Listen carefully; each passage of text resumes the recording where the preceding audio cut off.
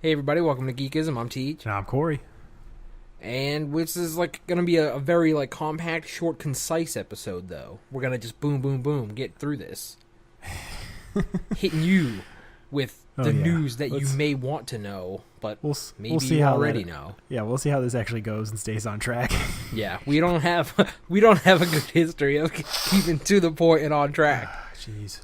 as anyone who's ever listened to the show would know. Yeah, for real. So let's dive into this Batman stuff we got here. So I guess a little bit. They showed that recently. There's it's written by Scott Snyder and one other guy. I've already forgot his name because he's not Scott Snyder. Comic that's just gonna be called Batman and the Signal. The Signal being the actual superhero code name for Duke. Finally. That's right. I knew that you had mentioned it before earlier in the day that they gave him a name, and I had read a thing online about his name. Completely forgot that was it. Yeah, because they've been hinting at him being like a new character, like his own character for a while now. And he had he kind of had like an okay suit, but the thing he had on looked more like a motorcycle helmet instead of like a mask. Which I don't know. I about like you, the but suit that I've seen. The new one is cool, even if it does have that Wolverine look to it. But maybe that's why I like it. Yeah, it's weird because it's so different from the other Bat Family people outfits. You know what I mean? Yeah, because even the other characters, they had, all the Robins were green, red, and yellow, so they were kind of brighter in contrast to, the black and gray or whatever of Batman's typical suit. But this is, yellow as shit. Yeah, it's straight up. Isn't it just all black and yellow? That's it, right? Yeah, it's almost like an inverse of Batman. And the way it's looking is he's supposedly, the daytime protector of Gotham City. Oh, interesting. I didn't really read up on the book itself. Yeah, the description for it says Batman may not may own the night, but with new villains emerging during the day, he needs an ally to defend the city when he can't. Which, if that was the case, what a terrible thing! You can't do shit when it's daytime out. Why aren't all I these? feel like there's been instances though where he's done stuff during the day. Yeah, because I want to say even during the Endgame stuff when he fought the Justice League, that was in the middle of the day. Yeah. I mean, I guess they essentially just mean his main operation time is usually the nighttime. It's not he's not out patrolling during the day usually. No, but not if at all. shit pops off, he'll show up. And it looks cool. I'm interested to see where it goes. I like the character of Duke in these books. Now, do you think this is going to be another one of those things they've done a bunch where Scott Snyder's there for the first couple issues, help writing, and then he kind of passes it off, and then it's just completely the other guy? I don't know, man. My first thought was yeah, which is not a bad thing at all. This is just how they usually happen. He's just there for the launching of the ship. Yeah, I think it helps kind of get people, gets people to buy it. I'm gonna tell you right now, I'm more interested in it because his name is attached to it. Not to say that I wouldn't have checked it out otherwise, but Scott Snyder is involved in some regard. You know what I mean? Yeah, the other guy's name is Tony Patrick. That's who it is. Because I know he did it. I'm pretty sure that's what they did with the current Batman book, right? When that Tom King, when he took over, I think Scott Snyder was in the very beginning was kind of shepherding the first couple, right? Yeah, which is something fine. like that. Which is like I said, it's not a knock on any of these people. Yeah, but yeah, I don't know. It's interesting. It's one of these things that I guess it came out of this DC Comics writers retreat, which sounds kind of cool. What do you think they just go out in the woods in some cabin and just chum it up? Probably just bouncing ideas out there. Well, I mean, especially in a situation like this, right, where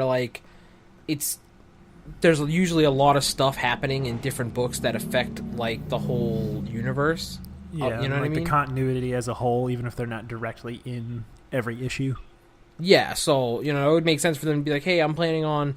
Now, I don't think there's. I mean, maybe there's a situation where they're hey, I want to do this, and they're well, it's gonna really fuck me over here. But maybe they're hey, I had this kind of idea, it could have reverberations through these, and be oh yeah, it'd be cool if in the book that I'm writing, it kind of did this, or so on and so forth. It's probably stuff like that.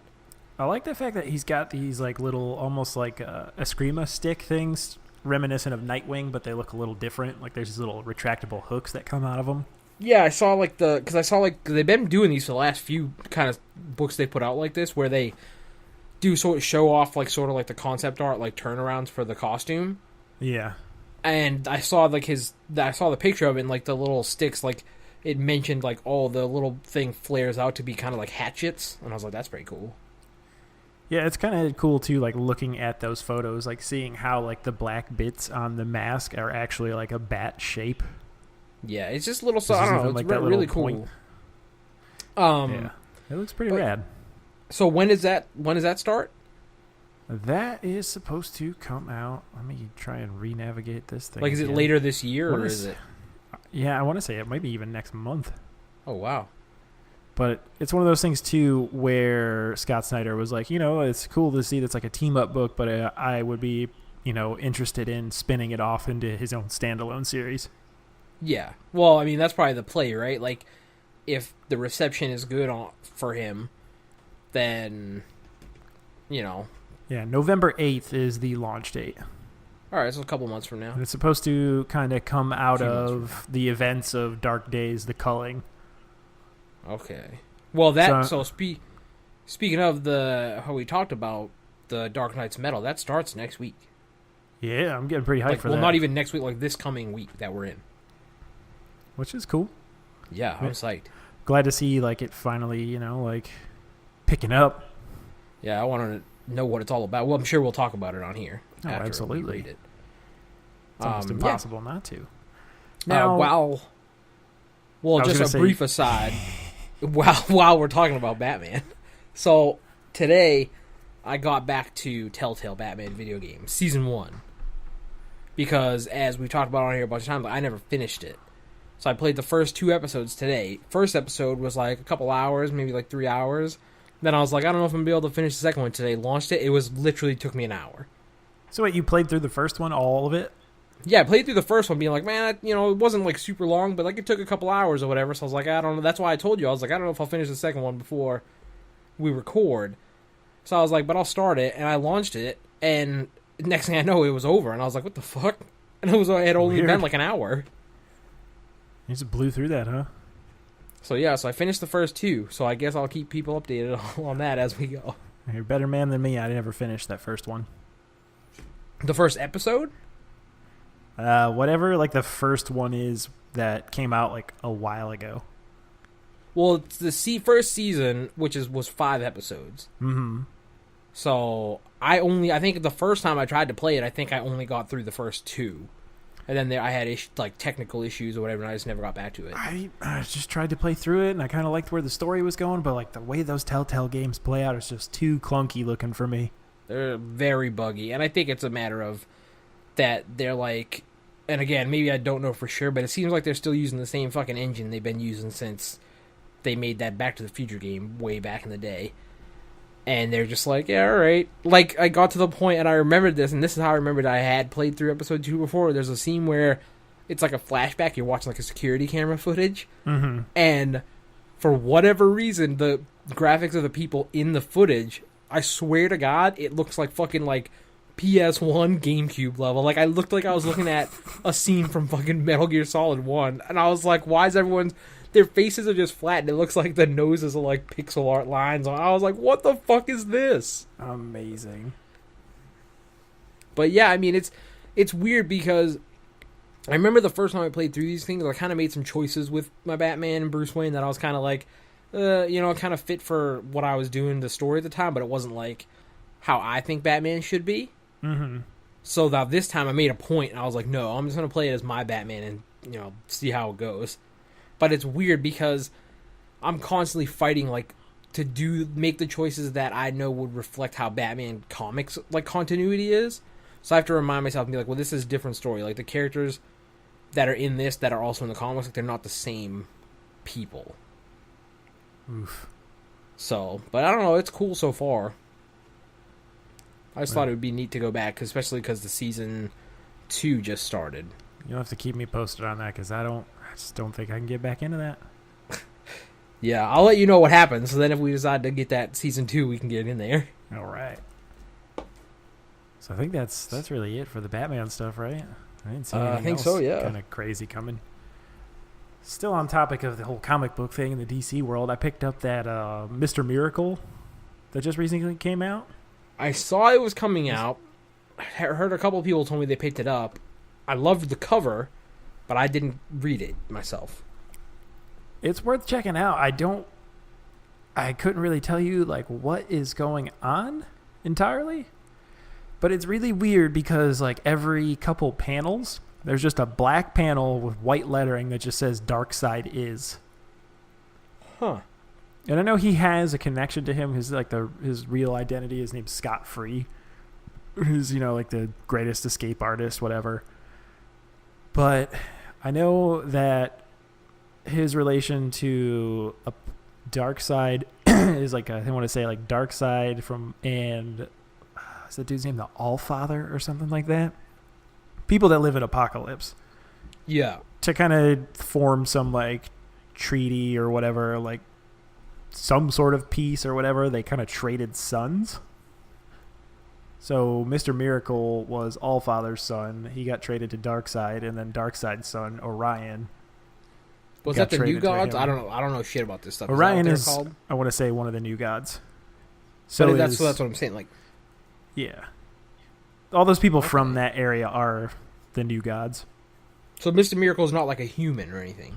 No, he's got. I don't know shit about this guy, by the way. I don't know a ton either. Just from anything I do know is based off of like Wikipedia. Yeah, and they kind of touch on the whole like a little bit of his like ancestry, like kinda, but he's also married to Big Barda, which is kind of cool. Mr. Miracle is? Yeah, interesting. But like reading it, I don't even know. Like there's something weird, and like kind of there's gonna be some big reveal to what is going on and like what all this dark side is stuff that's going. Every other panel, there's one page I want to say where literally every panel except for like two of them just says Dark Side is. It's interesting though, right? Because is this supposed to be an ongoing or is this like a mini series? It's an ongoing. Interesting. Wow. It's an ongoing series. I don't know. I'll have to check it out. It is written by Tom King and who's doing the art? Pencils are by Mitch Gerards. Ooh. Actually, everything is by him. I like that. It looks great. Yeah, I'll have to check that out for sure. The art is good. I mean, the story is, even though, like I said, I don't know where it's going. It's interesting. But it's always tough, right? When it's like a first issue, because you're like, this is cool, but it's also, especially nowadays where I think most of these books are written with like such a large scope in mind that like not a whole lot happens in the first issue. So you're kind of left like, I like it, but I don't know why, and I don't know what's happening. Yeah, and it's kind of like he's like remembering things. And the first page, when you open it up, you're just like, okay, some shit is about to go down or has gone down. Like, where is this going? But then it just progresses, and he's in his suit, he's out of his suit, and then like some boom tubes and all sorts of shit. A lot of weird shit. It's super weird, but I know I just gave like the most terrible description of it, but I definitely recommend if you're intrigued by this at all to just check it out. Because like the art is cool, and it's gonna go somewhere. All right, I'll check it out. That's really the only thing new that I read. Did I mention that Darth Maul book last week? Yeah. That's cool. I mean, I picked the first issue up, and then I just read all the way up to where I'm current now, and I think there's only like 5 or 6. And it's kind of... Is it still good? Yeah, it's still good. You definitely get to see him wreck some shit finally. Hell yeah. That's what I'm all about, bro. Yeah. So I mean, I haven't read any, I mean, I talked about the couple comics last week. I'm still kind of slowly catching up on stuff. I think the next book I'm going to catch up on is Paper Girls. So I'll talk about that the next time we talk about comics, because I'll hopefully have it read by then. All right. Outside of that, the only thing, there was some kind of like a pretty, I mean, it was not a ton of news, but the news itself was pretty big. Drop of Destiny 2 news, which at this point I'm sort of like playing other games like randomly, also with a ton of Splatoon, but to just fill time until Destiny 2 comes out in like 3 weeks or whatever. But so apparently Edge magazine, and I don't know if is Edge in the US also, or is it just only UK based? I've no idea. I've seen Because that I think this was magazine, it was a UK mag, I think. But needless to say, the issue is, I think, technically the September issue, but you know, sometimes magazine subscriptions is weird, like you'll get them before. So a couple people got it, and people hit Reddit, obviously, right? Because there's a ton of info in there. So I have like some bullet point stuff just that was on Reddit and stuff from the article. But basically, I'm just gonna read off this list, and we can talk about the points. Is the beta? Did you end up playing any of the beta or no? Yeah, I got in there. I played through like the mission that they give you, Okay. or the one strike, but I didn't do any of the multiplayer stuff because even But in you the got to first kind of- Destiny, I didn't really give a shit about. You the got to multiplayer. mess around a little bit with Oh yeah, the Still different feels weapon great. types and shit. So apparently, so you notice how in the beta, and people know we've talked about on the show before, how they changed like the weapon types. How you have your kinetic, your energy weapon, and then your power weapon, which is like like snipers and shit. Yeah. So apparently, in the beta, did not contain the final implementation, and this is in quotes, of how energy weapons work against AI combatants. So that's like, you know, PvE stuff. A lot of the stuff pertains to that. With elemental shields. So apparently, if you kill the shield with an energy weapon, it explodes and like just nukes any other enemies that are close by. Wait, what? Okay, so you know how Destiny works right now, right? Like enemies will have like a solar shield or a void one or whatever. Yeah. So say if you're fighting a guy and he has a solar shield and you're using your energy weapon and you kill the shield. Apparently the shield will then explode, and if there's any like lower level guys or whatever like around, it kills them or it hurts them. That's cool. So That's essentially like it's a like a nice bomb little, going like off. effect, yeah. So that's rad. The next thing is Nightfall Strikes now, which I don't know if you ever played any in the I played first through one. some. Okay. So now Nightfall Strikes now have a time limit on them. And it varies depending on what like the strike is, but the one example they showed was one of them was 13 minutes. So apparently like they want you to plan out like, and I think they said this is like one of the activities that has locked loadouts as well. So like once you load into it, whatever you have equipped, like you can't change it. So apparently it's just about like having a strategy, going in and completing it, which I think is cool because in the first game you had to do a Nightfall and you were like, all right, here's the strategy. We all hide in this one spot and snipe, and it takes fucking 40 minutes. The worst. Right? So this one is cool because they're changing that up. The biggest, I'll read the last one, then I'll go back to this other one. Apparently, at one point during development, they realized they had so much new content that it outpaced the progression system that they had. So apparently, like, they got to the highest level and they still had like a bunch of missions and stuff that they never even did. Yeesh. So apparently they've like fixed that, obviously, but that's like insane because that's a lot of stuff. Because if you remember, like the base game for the first one, you finished the campaign and you were like you could get to the end of the campaign and still be 10 levels or whatever, like below, or 5 levels below the max. Yeah. But here's the biggest one. Apparently, there are over 80 like specific PvE activities, like story missions, strikes, etc. So over 80 plus. That's a lot. Shit. Is that all at launch now? Apparently, yeah. That's pretty good. And it's wasn't listed in here, but I swear to God I read it somewhere, but I couldn't find it. That there's like 40 plus cutscenes in the game throughout. Now whether those are all in the story or if they're spread out over like strikes and shit, I don't know. But so 40 compared to, I think in the whole of Destiny 1 with all the DLCs and everything, I think there's only like 20 something cutscenes. Yeah, and even that, like, they weren't anything too crazy. And I mean, just little bits from the article, like they said the story itself was really good. Like it felt like it was a cohesive thing. Like when you get to the end, like it seems like it's the end. They got into some kind of like how the final boss of the story is. I didn't want to read that part because it's kind of spoilery, so I kind of skipped it. But yeah, I mean, you can hunt down this info, but basically it all sounds good. And like I was reading this and I was like, shit. Oh, one other point too I wanted to mention. I think I said it like off recording, but apparently it seems, if I'm interpreting it right, that exotics are no longer tied to only being available when you're at max level. because they were saying in the article that playing through the campaign, they got an exotic armor piece for the warlock like pretty early on in the story. Which, I mean, I'm imagining you're not max unless, but then again, who knows, because the whole of like you're a guardian and then you get your power taken away, so maybe you're still leveled up. I don't know how that's gonna work, but it seems like it's not saved like in the first game where you didn't start getting exotics until you had already done all the story and everything. Mm-hmm. So, yeah, I don't know. I'm pretty excited. It all sounds really good. This definitely seems like the only game that I'm probably going to be able to dive into a ton for a while. Yeah, no, I'm planning on, as soon as this comes out, like, I don't see myself putting much time with other games for a while. Until Mario,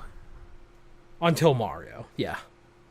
Which is like a month, almost 2 months later, because September, like the beginning of September, Destiny comes out, and like the end of October is when Mario comes out. Which is pretty tight. So get a lot of time to just get in on that Destiny, and then get over to the Switch for the Mario. You know what you could get in before Destiny, though? What's that? Sonic Mania. Sonic Mania. We talked about this, though, last week. Gotta go fast. Where I love this game, I love everything about it, but it just screams a game that I would pick up and not play. Well, I'm gonna get it, because I need something else to play on the Switch. I just been playing the fuck out of Splatoon on the Switch. So I don't need anything else right now. I've been playing that, but sometimes I just want to run real fast. I mean, listen, everyone feels the need to go fast. Plus, sometimes you might see a little bit of Sonic in that fucking Mii Plaza in Splatoon. Hell yeah. Especially with that furry love. Now, let's see. I have no more news. Have you checked in on the Summer Games Part 2 at all? In Overwatch? Yes. Yes. I've been playing that a little bit here and there. I played a handful of matches this morning, and I still don't know how I feel. Like, Lucio Ball is fun, but I really wish it was like 4v4. It's not for me. Like, which is weird, because I really like Rocket League. And this is essentially Rocket League, but instead of cars, it's like dudes. Mm-hmm. I don't know. It's good. Like, I probably don't see myself getting a lot of these new skins because I haven't been grinding out that game as much anymore. Well, for me, what I did was I've been playing here and there, and kind of what I'm doing is just essentially doing all the arcade games to get my free loot boxes every week, and then I have a bunch of gold saved up in the game just from playing, so I'll just spend that at the end if I got to. Like, I have a couple of the skins already. I was a little disappointed those free loot boxes I got from Amazon Prime could not be turned into Summer of Games loot boxes. Done you absolutely on that one. That's some horse apples. But yeah, I mean, I don't, like I said, this was a kind of a shorter one today. Like, I don't have anything else to talk about. I'm sure there's a bunch of news and shit we haven't talked about. Yeah, but we can always compile that later. Do another episode sometime. Yeah. Who knows if we'll ever make another one. But yeah, you know what we should do? We should get Chris back on to talk about Pyre. Because he said he got it, and he's been really liking it. Isn't that just like a weird basketball game? Well, it's an indie game. It was made by the people that made Bastion and Transistor, two fantastic games if you haven't played them already. So, like, I had been watching it, and I really liked the art style of it, but then I kind of like fell off of following it, and then next thing I knew, it was released. And people said it was really good, but it wasn't selling a ton. So it's weird. But all the people I saw that said they had played it said they liked it a lot. I know that there's a dog man in the game that's got a mustache. Hell yeah, I'm all for that. Well, and since there's a lot of dialogue choices, there's a point in there where he asks you, spoilers, if you like his mustache, and if you tell him no or that you don't think it's that cool, the next time you see him, it's gone. No. Yeah. So quick aside, have we ever talked about Golf Story on the show? Golf Story? Because this is a game coming out for the Switch that I'm super excited about. No, I can't say we've talked about this. That. This is a classic, like, pixel art style RPG game where you're a golfer. Oh, no. Like, I don't know a ton of details about it because I've only seen, like, a trailer and some screenshots here and there, but it looks gorgeous. So if you are like me and you like weird stuff, check out the trailer for Golf Story because it looks amazing. I'm going to get this queued up so I can watch it when we're done. But yeah, I mean, I don't know. I got nothing else to talk about today. Go read some comics. Go, look at some cool shit. Go play some Splatoon. Unless you're a motherfucker that uses the bucket, then don't play Splatoon anymore. I'm not down with that bucket. Fuck the bucket. Listen, there's only 2 weapons in that game that I hate. It's the bucket and the fucking paintbrush. And not the regular paintbrush, because that's whatever. The fucking octopus brush or octo brush, whatever it's called. Fuck that. I haven't even unlocked that yet. They can both get out of here. I have almost completed my Japanese schoolgirl outfit, so that's pretty cool. Well, there you go. I'm very, embedded in this game right now. Dude, So I've got like 3 different outfits.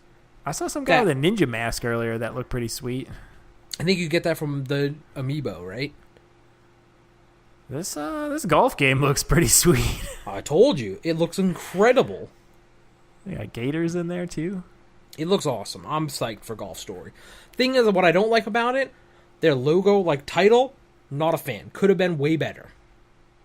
And I think it pops up at the end of the trailer. Could have been better. Seems all right. I mean, it's not like the worst thing I've ever seen, but I think, when you look at the game and how gorgeous it looks, the title, it lets me down. Fair enough. But yeah, go check out the trailer for Golf Story. Don't use the bucket in Splatoon. Go read some Batman comics. And just, try and have a good time. World's going to shit all around you. Just try and be positive and enjoy it. Yeah, don't even get me started on that. No, be peaceful to your fellow man. Yeah, exactly. That's it. That's where I'll end this. And we will, I don't know, we'll see you next week. See ya.